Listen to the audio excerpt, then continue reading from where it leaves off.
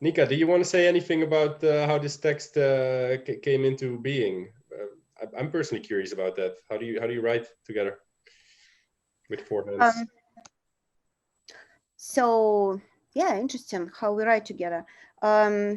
Basically, I was put in so for me it was very personal because I was in and out of art world many times, and we went with David to Venice Biennale, and we didn't know what to do. So the first idea was that we will get a bunch of interviews from different people, and we did that. We talked to Hita Steyer and to Renzo Martin. We were just sitting in a cafe mostly, and everybody would come to us and we would talk to them and record. And then we wanted to do the series of interview, but that never happened. And instead, I just was putting together a lot of thoughts. That was a conversation between me reading David before and my experience in art world. And David, he's like really working on the text. Cool. He's acting toward text as he's a sculpture, basically. He's doing sculpture. So he would just move the pieces of text around. He's like, you know, that's how we should start. And then like reorganize everything and just beautiful. And yeah. And basically, the major idea of this text was not only a critique, and not critique at all of the art world, because art world has a different long history of self-critique and institutional critique, and of course it's leading nowhere. It's just reproducing the same stuff. So the idea was to imagine how another art world, and in this case, the world as it is, if it could exist. And for me, it was very personal because when I was a child, I wanted to be an artist because to be an artist, it was, you know, this very romantic idea of like changing the world, being free. And then when I, in different country, encounter art world, how it's built, it was pretty shitty place and just a normal career place. It's like being in a bank or, you know, just making career. Academia is probably very much the same. So this Museum of Care, being personal, is now basically an attempt to practical realization of what was a theoretical discussion with David in this text. Yeah, so. Thank you. Is anyone else who wants to respond to the text, or how should we start this?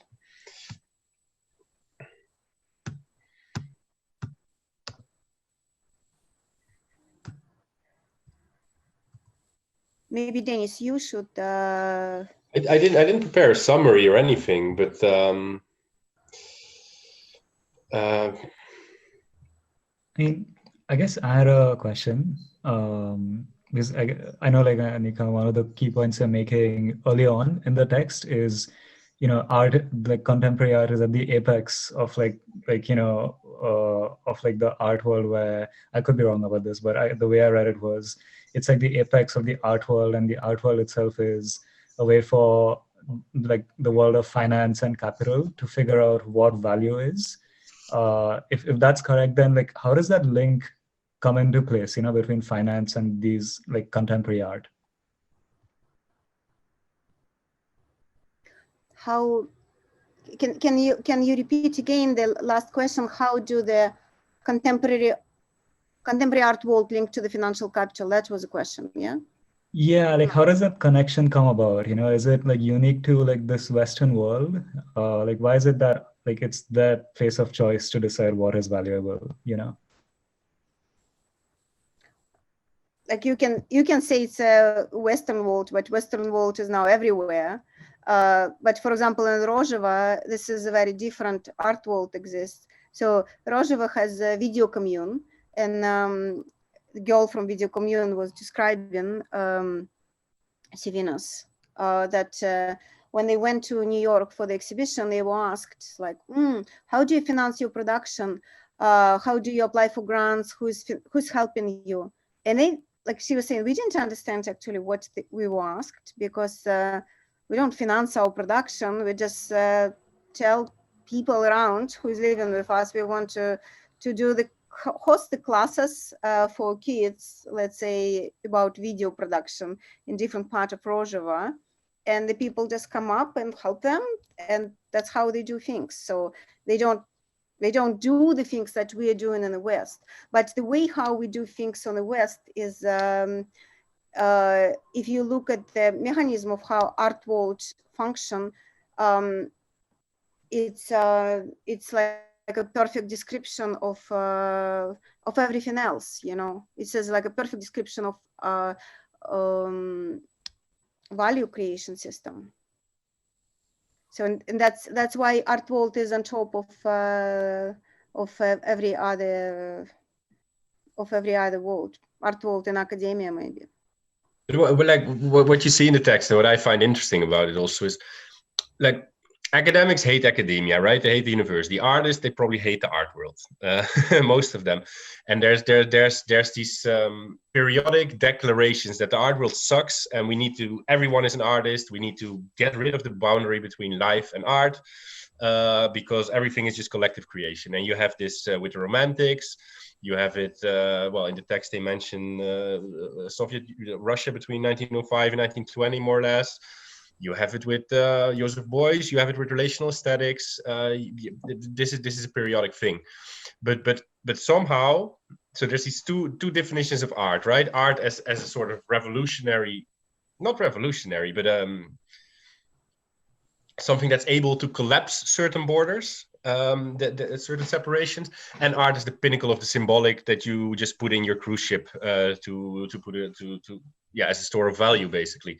And somehow that always recuperates this revolutionary impetus, and you see that in the text quite beautifully.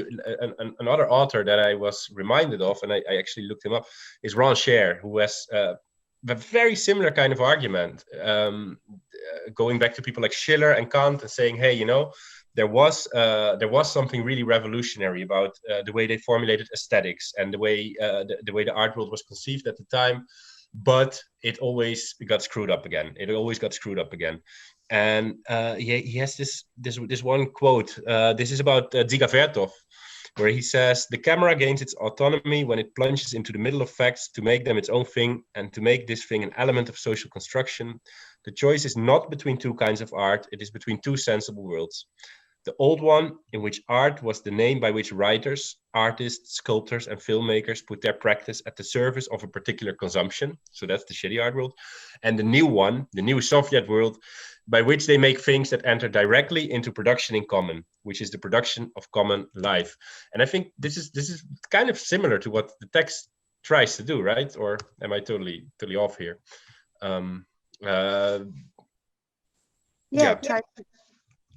Sorry, go ahead. Yeah, but it's just what is important. It's not unavoidable. It doesn't mean that, you know, it's always start from artists declaring be like this and that, and then it's always turned to repression. It shouldn't be like that. Basically, yeah. And it should not be like that. And that's why I think was this article about communism that Mitya recommended to read is really would be good for us as a Museum of Care as well, because it should not be these two pictures, you know, like communism as this messianic future paradise, and we're living now in shitty capitalism, and that's you know, we have to took over the Winter Palace by force, and then communism will come. So that's the same things for the art world and for the idea of art and culture. It's not either or. So art world as it is a really like a ridiculous place, and yes, people who live there mostly agree with that, but we don't need to kind of destroy it and replace it with something else. We should build something on our own. I ask you, Nico, do you think that these currents of these thoughts that are described as recurring, like every so many years, there's these movements that try to break down the boundaries, make everybody artists. Do they really expire and then a new movement starts, or do they just sort of keep going? Like you could almost think that when a group of artist activists finally do achieve this goal of like completely renouncing the art world, then maybe we just don't pay attention to them anymore because the art world moves on, and these things sort of like they build on each other, right? Like I was inspired by Joseph Beuys and inspired by the next wave after that, and I don't know, like I'm maybe I misread it, but do you actually think it is like a cycle that comes and goes like a virus or something, or do you think it is something that's just more a continual current that the money art world just pays attention to every 20 years? So I think that the great initiatives that I like want to share and support, like Prolet Cult, and that's the 4th chapter that I'm struggling right now, but it was already mentioned in the previous one.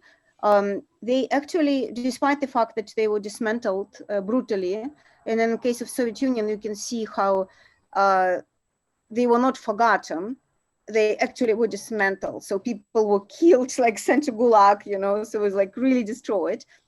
But still, it's there. It was there for everyone who have any connection to that part of the world. So I was going to this palaces of culture as a child. My daughter was there studying chess and music. So the infrastructure was made as an idea in 1920s, like 100 years later is still there. Like in Berlin, you can still go in East Germany, you still can go with child for the 20 euro a month and study in the music school for 2 times a week, and try to do it in New York, for example. you would pay like 100 euro an hour or something like this, so on and so forth.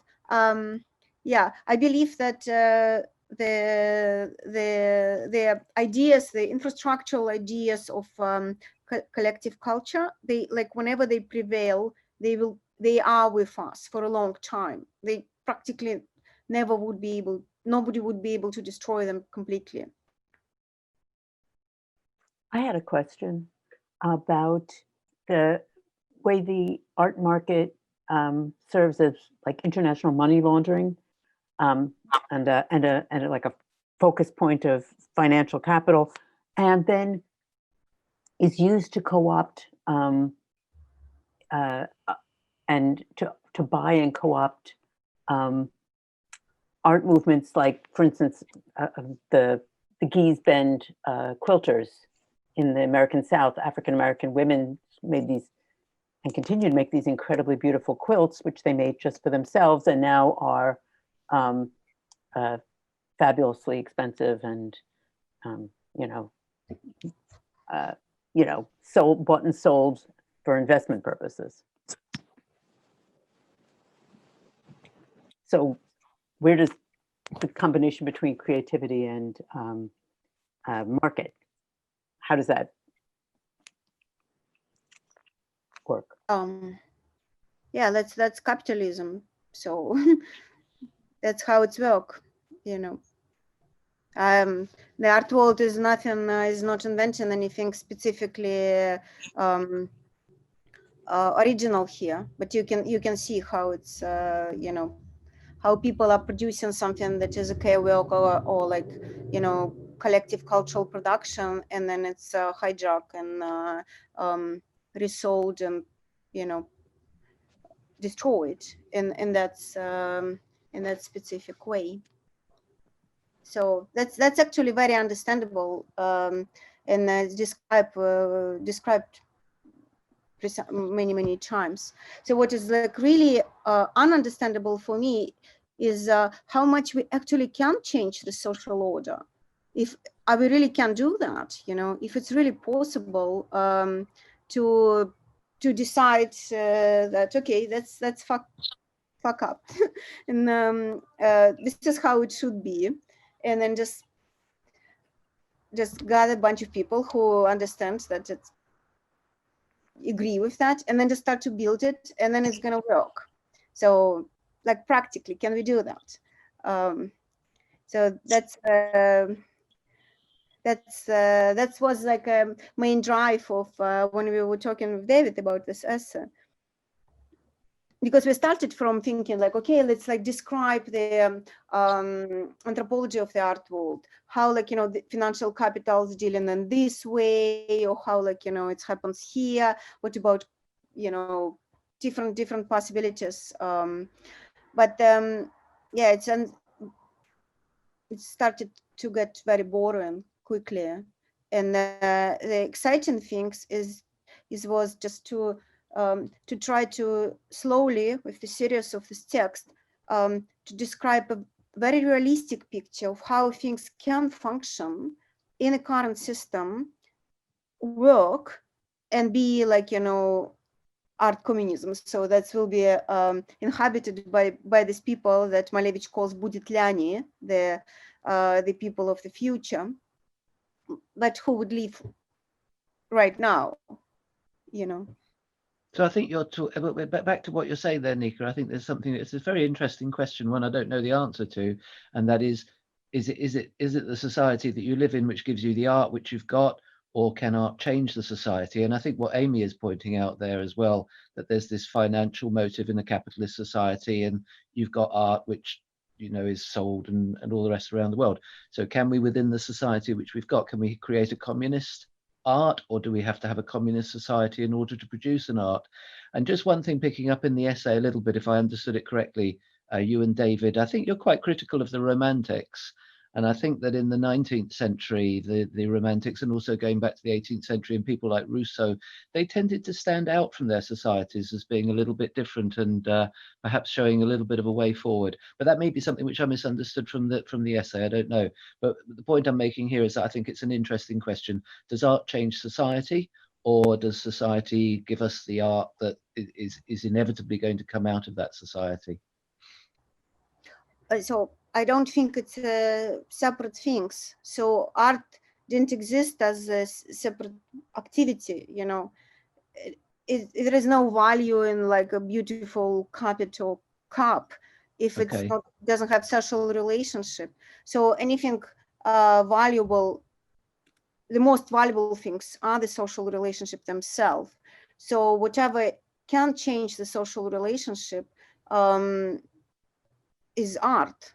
And yes, I understand. Cannot do that, they're not. I don't know about this specific woman in Latin America, but I believe it was part of some kind of practice that, you know, if people knew that, they would describe how it was embedded in their lives, in the lives of the people that surrounded them. And so it was taken away from this setup and put in the financial market where somebody speculating. That is also another setting, another social set of the social relationship, all the speculation and, you know, dominance and colonialism and so on and so forth.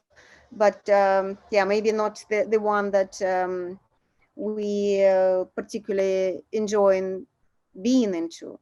And about romantics, no, I don't think we were critical about romantics. I think romantics was the guys, Navales, who was saying that the German romanticism invented the idea of culture. That was a collective idea.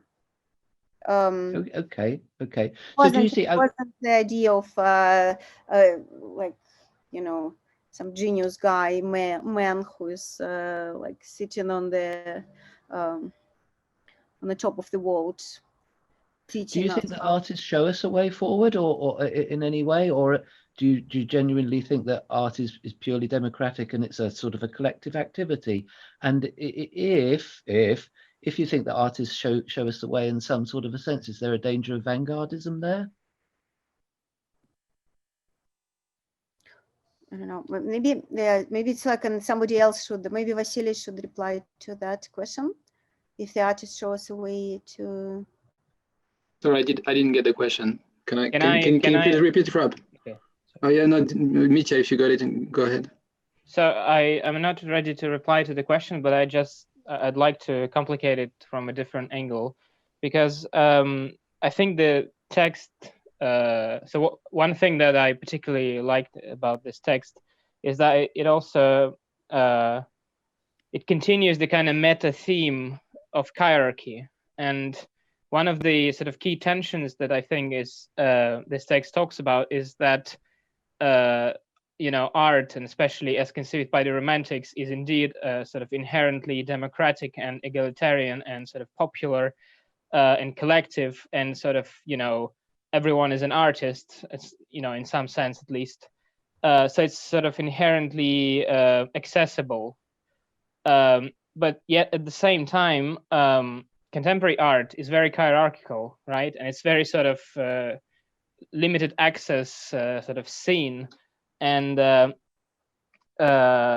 even though contemporary art, you know, is very democratic in terms of aesthetics, in terms of the form, right? It's very sort of hierarchical in the sense of, you know, of conditioning access, not only financially, but also by different kinds of cultural capital that you know, one must acquire in order to be able to you know, express judgments of taste and be sort of listened to, and so on. So do artists actually, I mean, can artists show us a way? That's a very, very interesting question. But I think one of the sort of key takeaways from the text is that contemporary art world, you know, besides being some sort of epiphenomenal to the financial capitalism, is also sort of communism for the rich, in a way. You know, art communism. You know, the Romantics' dream being fulfilled, but for a very limited number of people.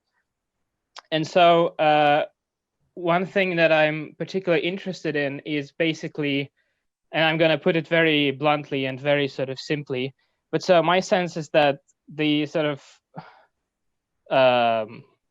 the classic, I mean, the art world basically thinks of itself as being non-pecuniary, as being not about money, but about something else, about the aesthetic value. And usually, for you know, for a layperson like myself, I usually can sort of distinguish between the genuine art and something made for money, or at least there is a way to draw such distinction, right? I think most people are familiar with that. Somehow, you know, usually people can make a judgment to that effect. However, and that sort of means that, you know, the art world must have some kind of reference, point of reference that is not pecuniary, that is not related to, you know, financial capital or the market. However, in the contemporary art, I guess the soul, or maybe I'm wrong, but I think there is one of the critiques, one of the self-criticisms of art that Nika mentioned is that basically the contemporary art world is so tightly connected to the market that you know, the market is basically the sole sort of judge. It's sort of the monetary value is very tightly coupled with aesthetic value of the objects that are circulating in the contemporary art market. So I was wondering whether that's, I mean, whether that's actually true, and if it's true, then it's kind of difficult to believe that the artists can lead us anywhere, because if they're part of the system, they're embedded in the contemporary art world, which is itself embedded in the kind of speculative market, then there is no way, you know, well, at least I think it very much complicates the potential avant-garde role of the artists. So that, I don't know if that was. Yeah, I totally, you know, I agree with that. So I'll just leave it at that. Yeah, I think it's a little bit like thinking that business people like Trump can show how, like, you know, everybody can become rich because look at him, he's just climbed this pyramid of financial world.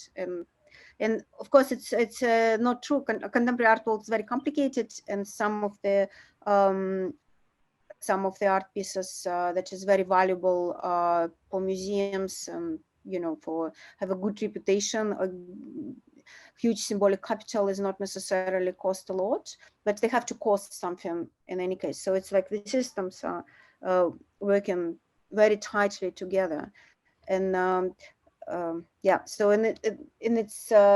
so as I said, it's very interesting to try to imagine if we can build something outside of the system completely in a way that would have a different infrastructure.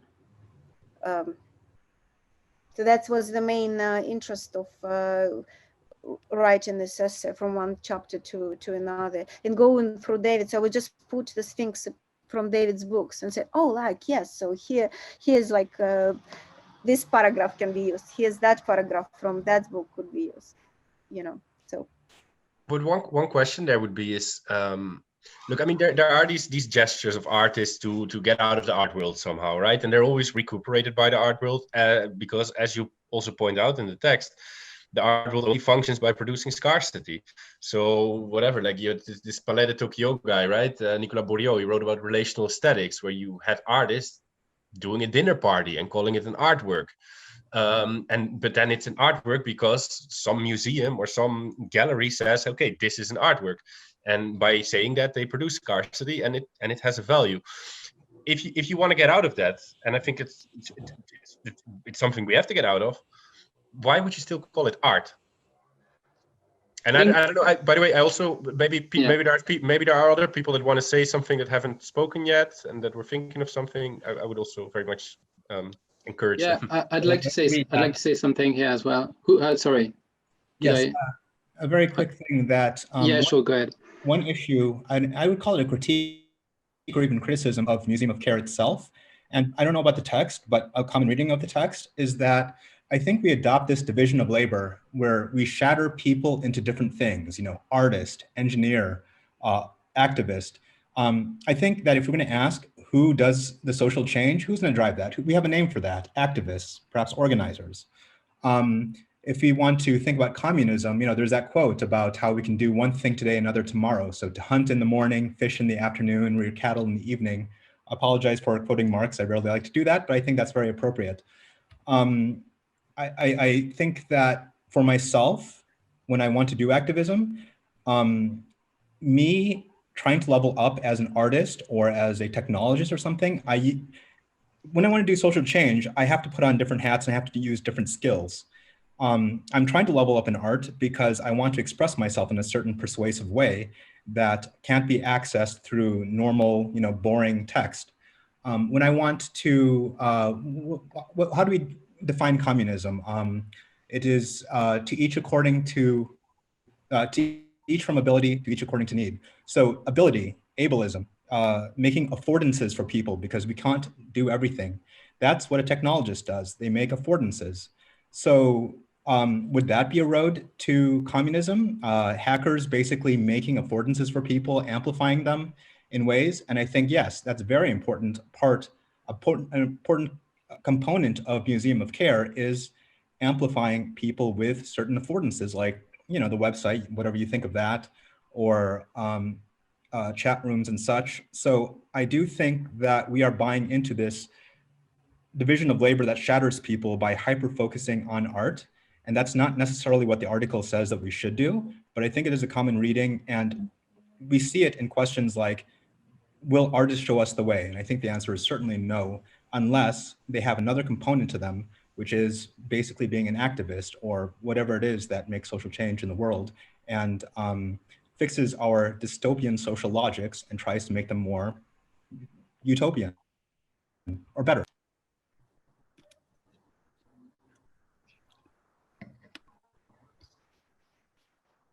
Vasily wanted to say something.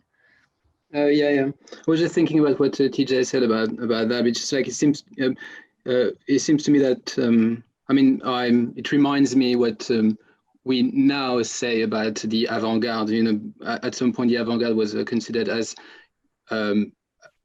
showing there were supposed to be those who were going to start a revolution.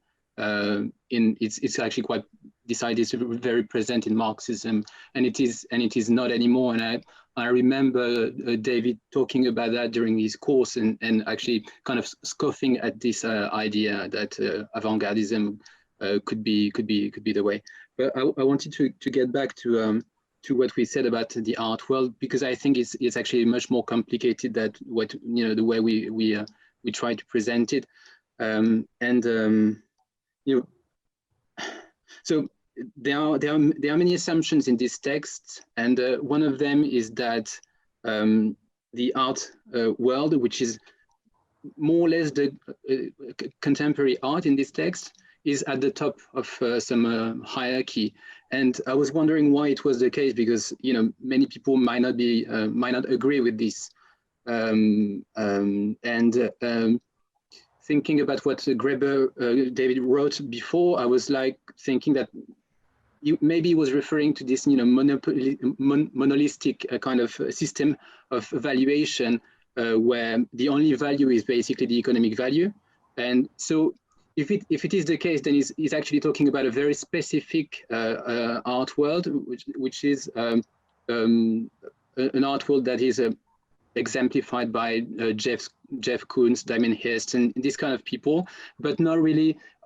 We can't really be talking about performance, because you can't really, you know, it's a form that is subversive in itself, because you can't really sell it. This is the kind of thing that, you know, of course they are in museums, but they are not really on the market, because you can't really do anything with it. I mean, it's not really interesting for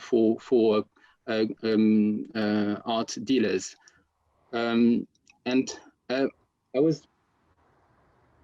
I think this also links back to what we said also about Rancière, because he also talks a lot about that.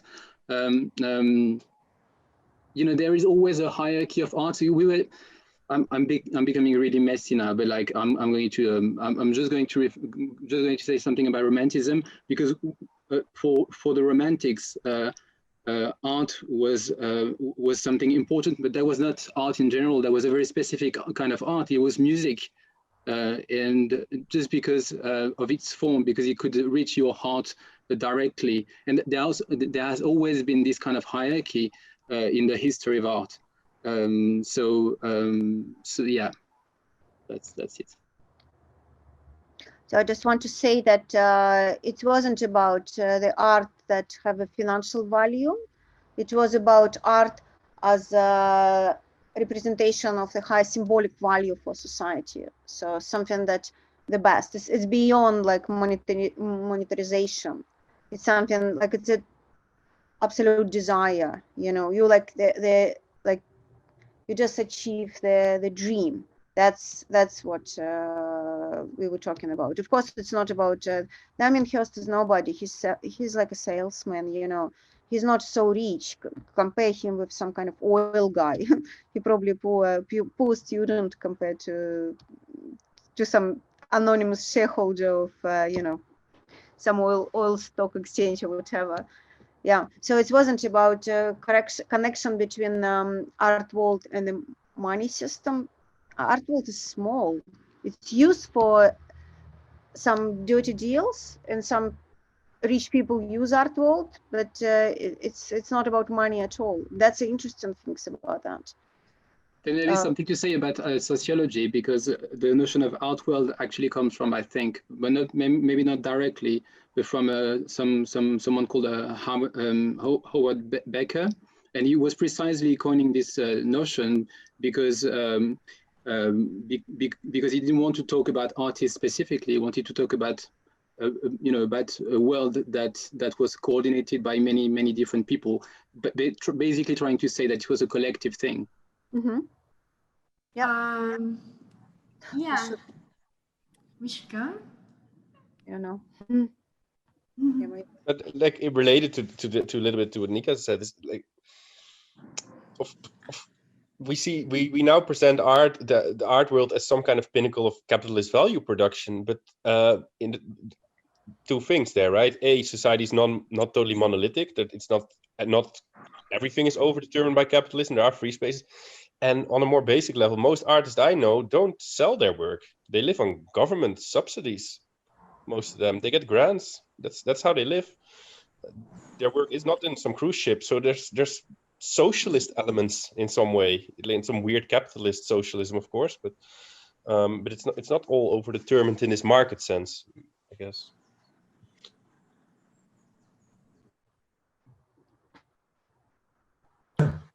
In the UK, we have a strange term. We call one thing the art world, and we call something else outsider art. And outsider art is often the more interesting art. And I noticed, and forgive me if I get your name wrong, Zarahan, you mentioned Maori art, and it's the same thing. There's a lot of cultural product that is art, that comes from lots of different, that doesn't seek recognition or cultural, actual value, but has cultural value. And I think it's easy to forget that in the process of thinking about what art is, because art doesn't necessarily have to be bought and sold. It can just be shared. And that helps build community and things like that. So it's sort of, there's another element to art that most of the art world just doesn't recognize, because that's the bit they don't want to recognize. And there may be also a radical horizon in the text about this whole suspension of the boundary between art and life, that could go in the direction of, hey, if in a communist world or communist art or what that's another question, by the way, what is communism? But perhaps in a communist world, if this boundary between art and life is really suspended, what is art? Doesn't it just become the collective production of life? The other day, I was at an agroforestry project, like some guy who had 10 hectares of land, and he called himself an artist. He was just growing shit. I like that. I like that idea, sort of. Not art as this pinnacle of the symbolic or something. I don't know what the product cult people did. Those were probably millions of people. I don't assume they were all just making paintings, but I'm not sure. I don't know. Art that's made now by people who are not considered artists is discounted. Scrapbookers, knitters, quilters, home sewers, collagists, all kinds of people make art. We probably all make art, but because it's not part of the art market, and I think market is sometimes a better word than world, it is outside it because it's not dealt for money. Well, there's also the what I call the publicly funded art world, the one that I've always sort of lived in or ended up in, which isn't sold for money, but it just relies on grants and European funded projects and stuff like that, which I think is even sadder. It's even just a level of victimization underneath the capitalist art market that we're just begging for the scraps. But I mean, that's it's not purely about profit, but I guess that art world, I can tell you, is completely obsessed with money. They just pretend that they're not.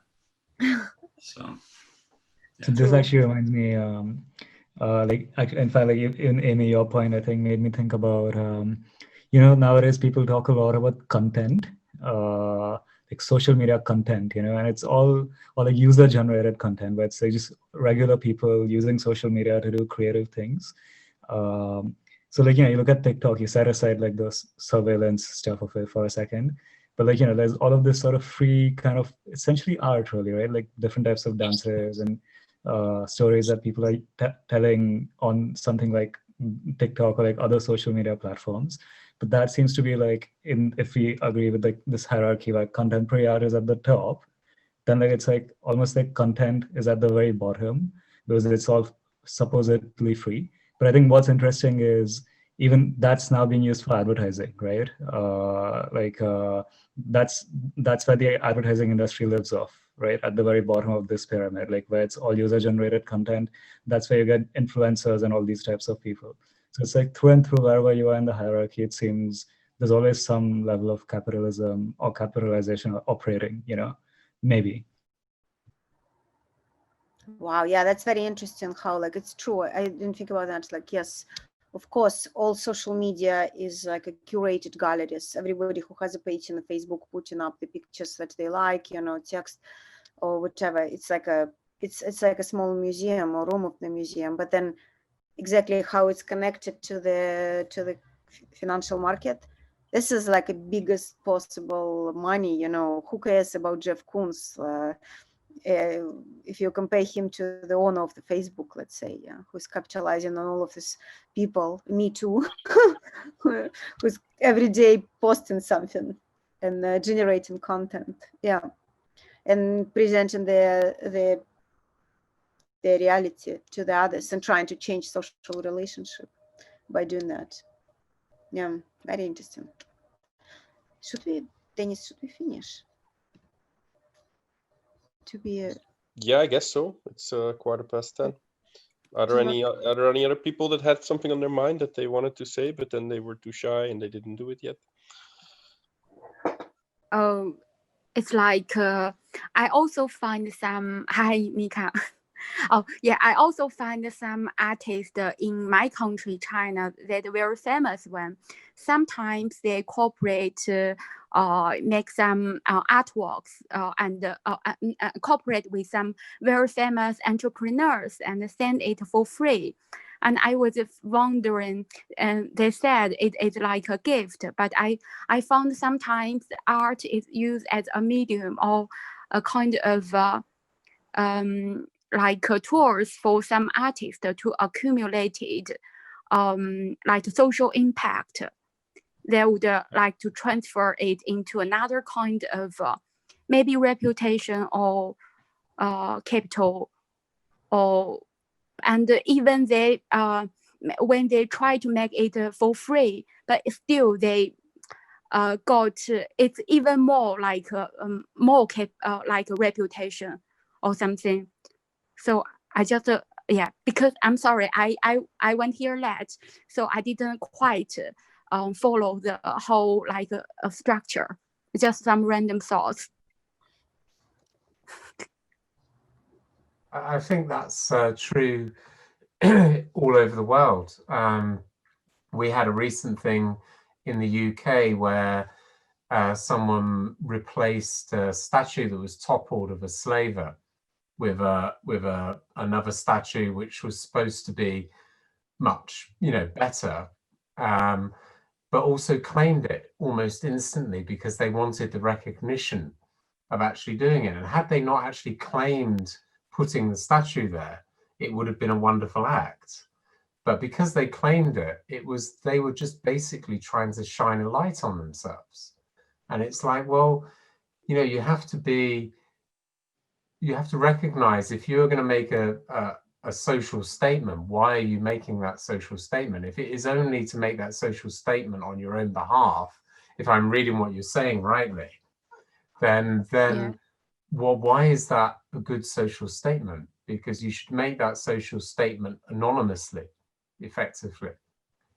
Because actually, by being anonymous as an artist, you have more power. Because if no one knows that you did it, then actually it's a much more powerful statement than if someone knows that you did it. Yeah, thank you. Should we stop here? Yeah, I just wanted to ask for a last next reading group. Maybe we can have a little before we started to discuss. Maybe we can have a more structured discussion. I didn't prepare two, but I can maybe prepare some 5 minutes statement. Maybe Vasily will talk about Rancière. He sent me the text of Rancière. Maybe he can tell us about this, because I don't know how many people he read Rancière. I mean, I mean, I think it's actually Dennis who brought it last time in the chat at some point. And the only comment I wanted to make about Rancière is that, when you talk about exclusion, when you talk about the Biennale, and the fact that you felt that everything was about that, but these forms of inclusion and exclusions, then it's exactly what Rancière says about the distribution of the what he calls distribution of the sensible. It's so I was just like referring to it and invite you to have a look at it. Yeah. I see a lot of similarities between this Nika and David's trilogy and some of Francher's work.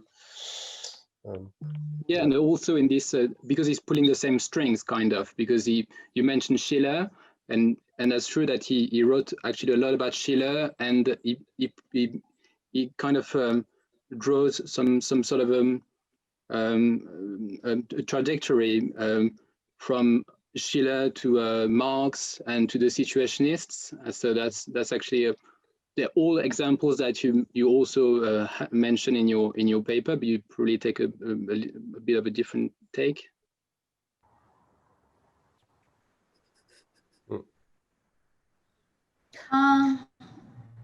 Hey, can you hear me? Yes, we hear you. No. Sorry if I'm a bit late in my thoughts here, but I think we are. One thing about art communism for me would be, since if art is just something that has an aesthetic value, then maybe, I think capital and money are the things that are really keeping us from producing things that have aesthetic value. And I think a lot about architecture because I'm in art history, right? So yeah, I think that people are, when they are really in a society, in a community, they are capable of building and making things, and they are automatically art because they have aesthetic value. But lately, we've not been seeing much aesthetic art. It all goes, and you see when you go to any of these freed spaces, there is a tendency to see, like murals that people paint. There is a tendency to, see things that were made with care. So anyway, sorry, that's just a rant. Yeah, I think it's a good closing note, though, and I think it's nice to think of the Museum of Care as an experiment with art communism.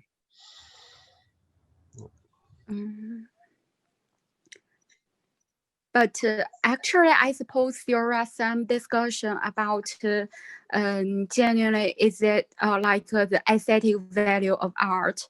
And there are some, I suppose, sociologists like Pierre Bourdieu have discussed, whose idea is quite different from Kant.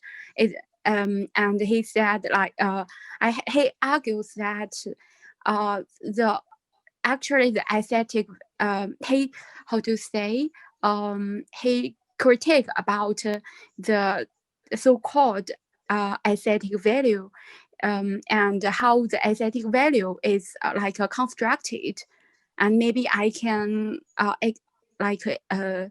research more and maybe discuss or share next time.